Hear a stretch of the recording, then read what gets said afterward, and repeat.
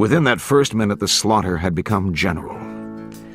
Women were screaming, and naked children, and one old man tottered forth waving a pair of white pantaloons. The horsemen moved among them and slew them with clubs or knives. 100 tethered dogs were howling, and others were racing crazed among the huts, ripping at one another and at the tied dogs. Nor would this bedlam and clamor cease or diminish from the first moment the riders entered the village. Already a number of the huts were afire, and a whole enfilade of refugees had begun streaming north along the shore, wailing crazily, with the riders among them like herdsmen clubbing down the laggards first.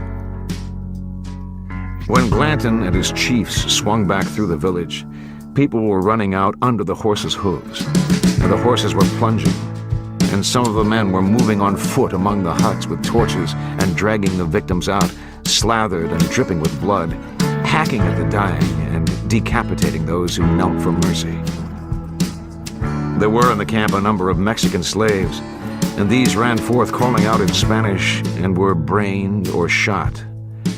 And one of the Delawares emerged from the smoke with a naked infant dangling in each hand and squatted at a ring of midden stones and swung them by the heels, each in turn, and bashed their heads against the stones, so that the brains burst forth through the fontanelle in a bloody spew. And humans on fire came shrieking forth like berserkers, and the riders hacked them down with their enormous knives, and a young woman ran up and embraced the bloodied forefeet of Glanton's warhorse.